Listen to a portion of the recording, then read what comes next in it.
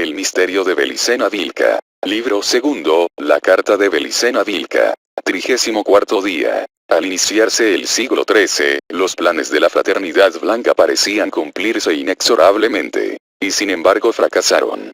¿Qué ocurrió, entonces?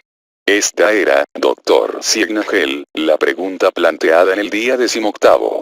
La respuesta, que ahora podrá comprender con mayor profundidad, afirmaba que dos causas exotéricas y una esotérica, y fundamental, explicaban el fracaso. Sintéticamente, las causas exotéricas se centraban en dos hombres de la historia, Federico II de Alemania y Felipe IV de Francia. Empero, ellos solo expresaban la acción de ciertas fuerzas ocultas, a las que denominé oposición de la sabiduría hiperbórea.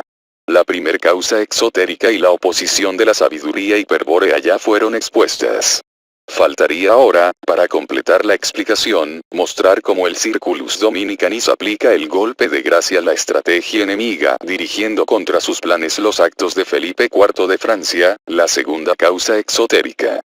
En 1223 moría Felipe II Augusto, un rey anestesiado por los Golen, que permaneció indiferente durante la cruzada contra los cátaros, y permitió la consolidación de la Orden del Temple en Francia.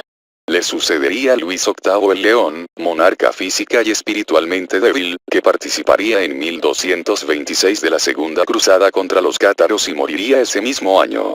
Desde entonces, y hasta 1279, gobierna Luis IX el Santo, quien deja definitivamente zanjada la cuestión del Languedoc al incorporar todos los territorios a la corona de Francia por el casamiento, obligado, de la única hija del conde de Tolosa con su hermano Alfonso de Poitiers.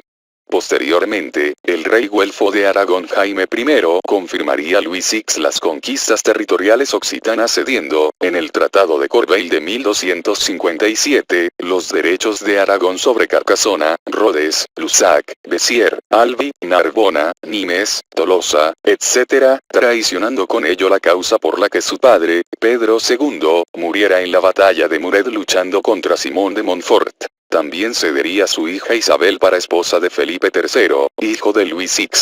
Es que este Jaime I era aquel niño que Pedro II había entregado como rehén a Simón de Montfort para su educación. Muerto Pedro II, una delegación de nobles catalanes gestionó frente a Inocencio III la devolución del niño, a lo que el Papa Golen accedió con la condición de que fuese educado por los templarios de España, esto es, en la fortaleza de Monzón, la misma donde Vera y Birsa asesinaran a Lupo de Tarsis, a Lamia, y a Rabás.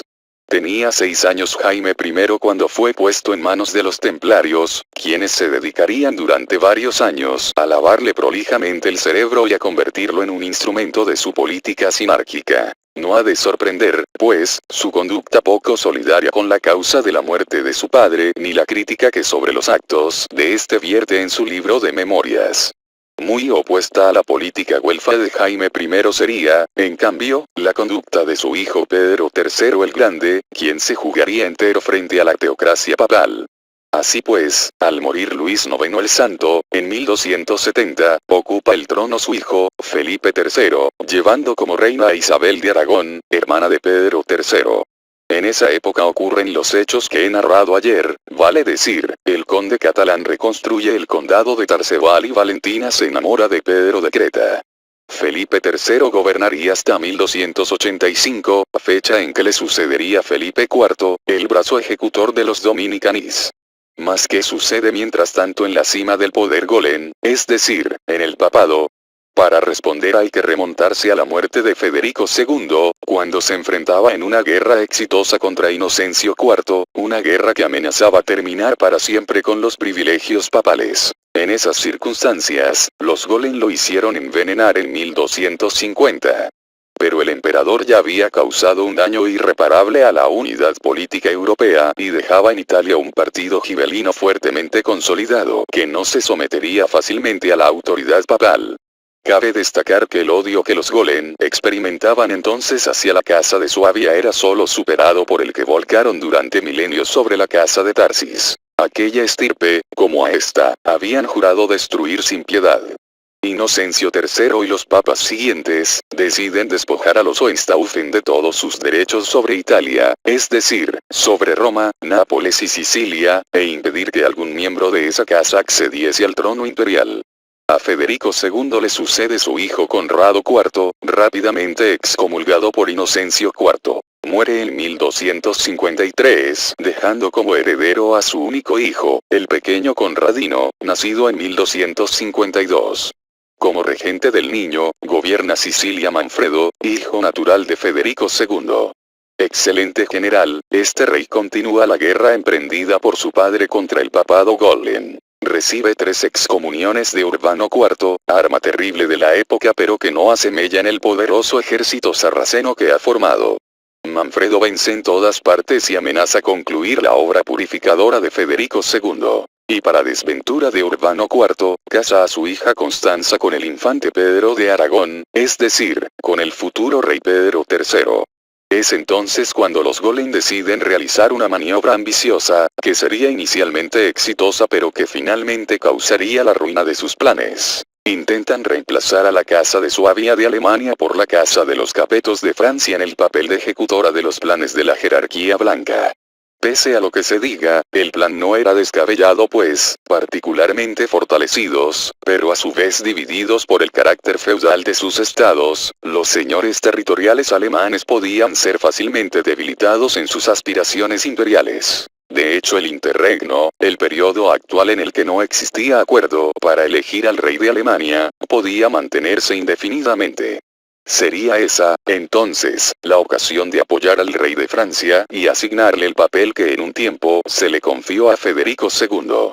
Pero los Golem no pensaban en el presente rey Luis IX, personalidad fuerte y difícil de manejar, sino en su sucesor Felipe III, más débil e influenciable por los clérigos de su corte.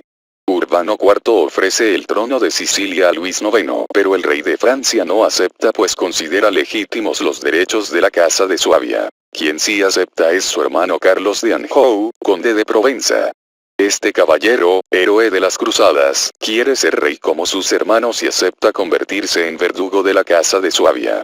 Con su intervención en los asuntos de Italia, los Golem logran comprometer a Francia en su política teocrática y se preparan a restaurar el poder del papado según la concepción de Gregorio VII e Inocencio Illy. Después vendrá, suponen, el gobierno mundial y la sinarquía del pueblo elegido.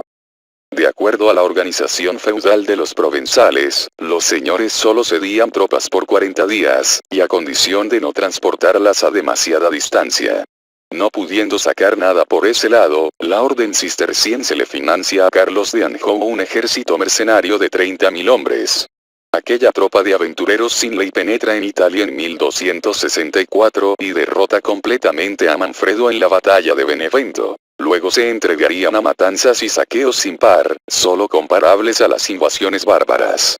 En la mencionada batalla, además de Manfredo, perdieron la vida muchos caballeros del bando gibelino, entre ellos el padre de Roger de Lauría, niño que se criara en la cámara del rey de Aragón, Pedro III, pues su madre era dama de compañía de la reina Constanza. Roger de Lauría fue, por supuesto, el genial almirante de la armada catalana, la más poderosa de su época, con la que Pedro III conquistó el reino de Sicilia años más tarde.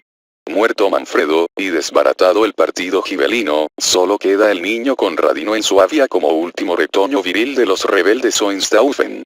Carlos de Anjou acuerda con Urbano IV la usurpación de sus derechos. Se hace proclamar rey de Nápoles y se apodera de Sicilia.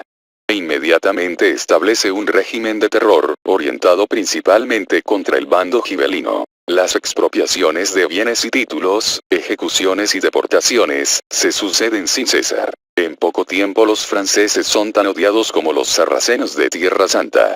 Una de las víctimas más ilustres es Juan de Prósida, el sabio de las cortes de Federico II y Manfredo. Miembro de una noble familia gibelina, señor de Salerno, de la isla de Prósida, y de varios condados, no solo sería despojado de sus títulos y bienes, sino que Carlos de Anjou cometería una cobarde violación con su esposa e hija. Solo salvaría la vida merced a la admirable prudencia con la que supo tratar al Papa Golem Urbano IV.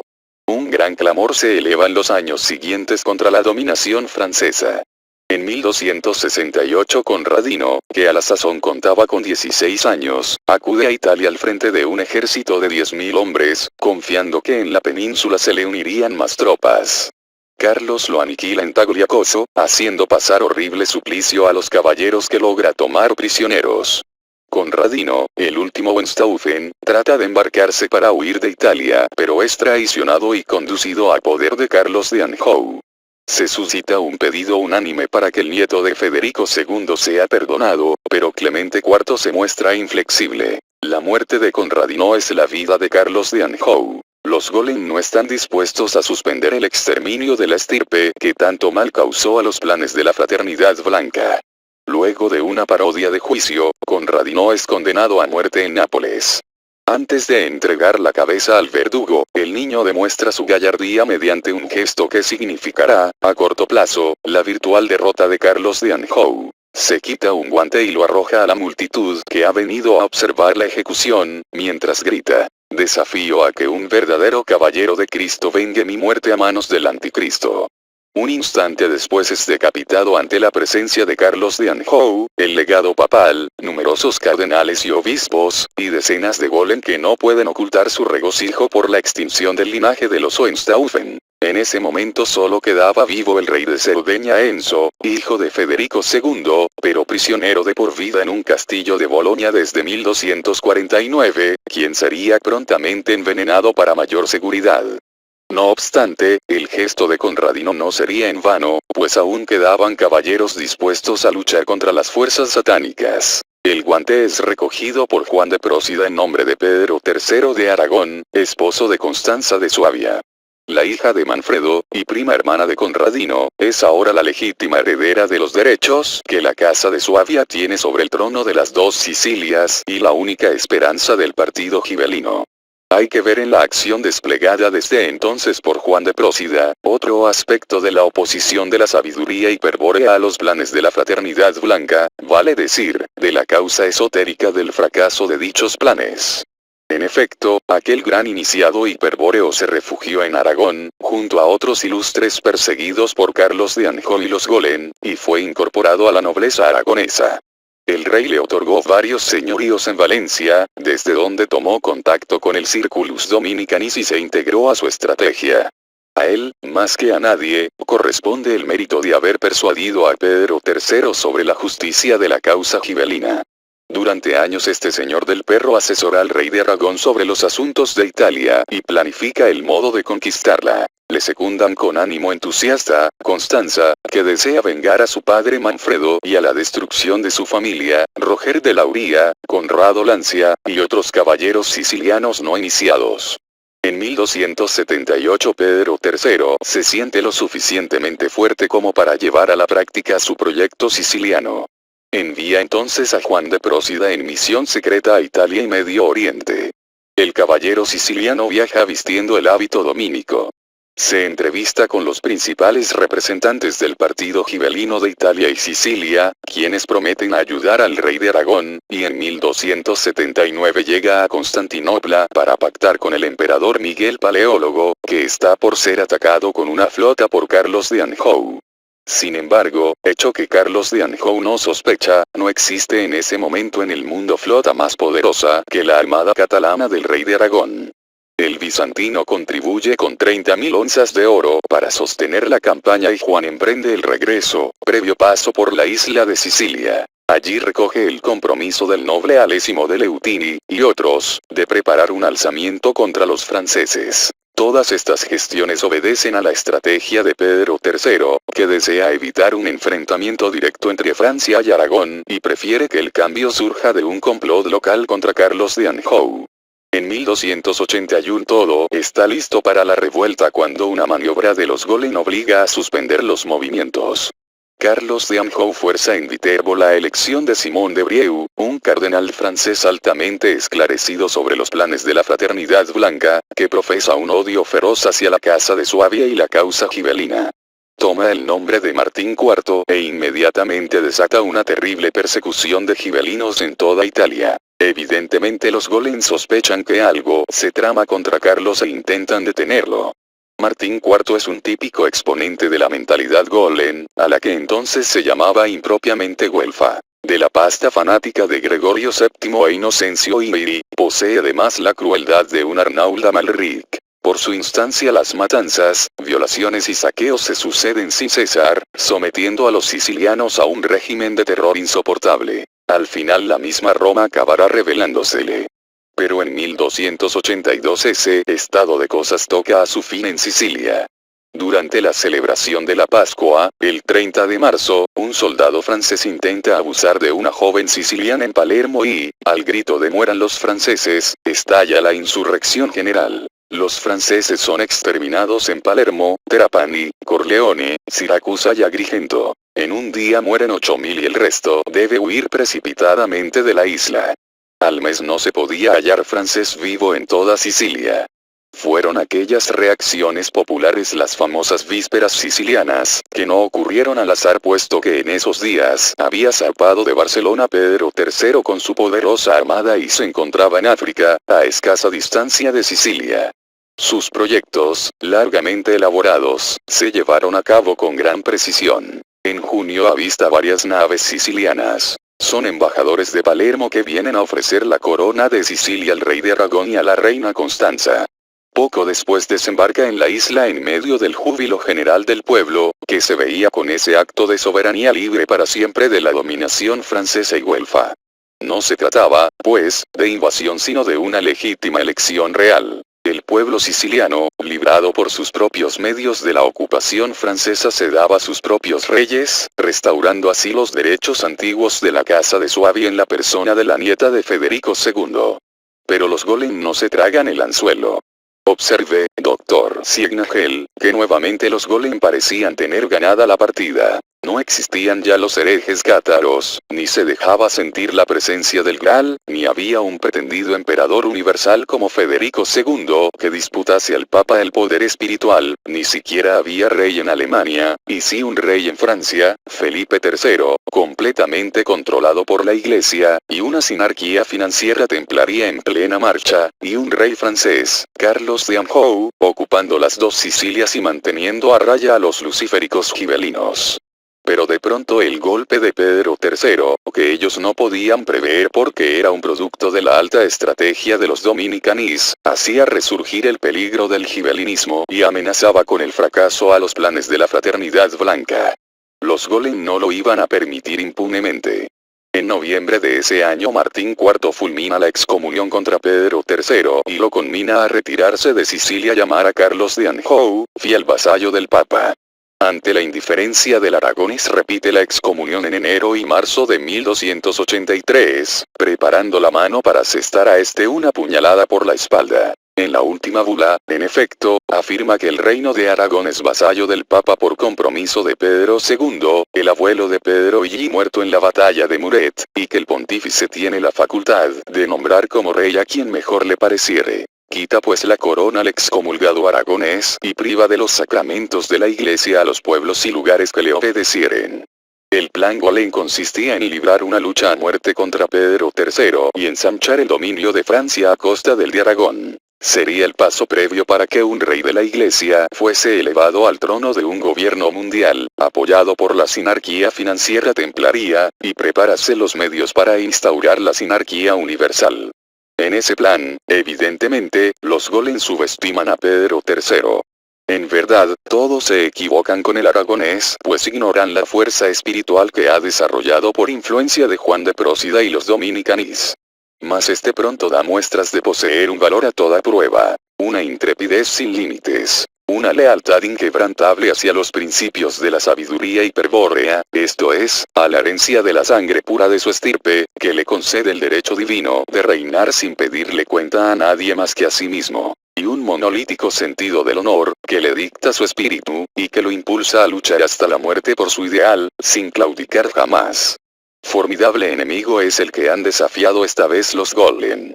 La puñalada por la espalda significaba comprometer al reino de Aragón en una guerra con Francia, lo que Pedro III justamente procuraba evitar. Creen los golem que la presencia de Pedro III en Aragón dejará la plaza de Sicilia libre a Carlos de Anjou para consumar una nueva ocupación. Pero la isla, protegida por la armada catalana, se ha convertido en una fortaleza inexpugnable. Pedro III se retira tranquilamente a Aragón en 1283, dejando la defensa en manos del temerario y afortunado almirante Roger de Lauria. Carlos de Anjou posee la segunda flota importante del Mediterráneo, financiada por la Orden Cisterciense de Provenza, por el Reino de Nápoles, y por el Papa, pero no acierta a plantear una táctica coherente para enfrentar a Roger de Lauria, quien en sucesivos choques la irá destrozando inexorablemente. Luego de hundir algunas naves y capturar otras, se apodera de las islas de Malta, Gozo y Lipari. Después se dirige a Nápoles y tiende una celada a los franceses, mostrando solo una parte de su escuadra. Carlos de Anjou está ausente y su hijo, Carlos el Cojo, príncipe de Salerno, decide responder al desafío pensando en una fácil victoria. Se lanza entonces en persecución de los catalanes con todas las galeras disponibles, chocando a poco con el resto de la armada enemiga. Fue aquella la más importante batalla naval de la época, en la que Roger de Lauria echó a pique gran número de galeras francesas, capturó otras tantas, y solo muy pocas lograron escapar. Esta suerte no tuvo la nave capitana, que fue capturada por Roger en persona y en la que se encontraban Carlos el Cojo, Jacobo de Brusón, Guillermo Estendaro, y otros valerosos caballeros provenzales e italianos. El hijo de Carlos de Anjou es llevado prisionero a Sicilia, donde todos reclaman su ejecución en venganza por la muerte de Conradino. Sin embargo, oh misterio de la nobleza espiritual hiperbórea. Es la reina Constanza quien lo salva y manda que lo confinen en Barcelona. Días después de la derrota de su hijo llega Carlos de Anjou a Gaeta, mas no se atreve a atacar a los españoles. Esa indecisión es aprovechada por Roger para asolar la guarnición de Calabria y hacerse de varias plazas continentales. En corto tiempo Sicilia dispone de un gobernador en Calabria que amenaza, ahora por tierra, el dominio francés de Nápoles. Mas, cuando Carlos se decide enviar el resto de su armada a las costas de Provenza, para apoyar el avance del rey de Francia, sus naves son tomadas entre dos fuegos frente a Saint-Paul y derrotadas completamente por Roger de Lauria. Ese desastre, que costó 7.000 vidas francesas, representó el fin del poderío naval napolitano de Carlos de Anjou.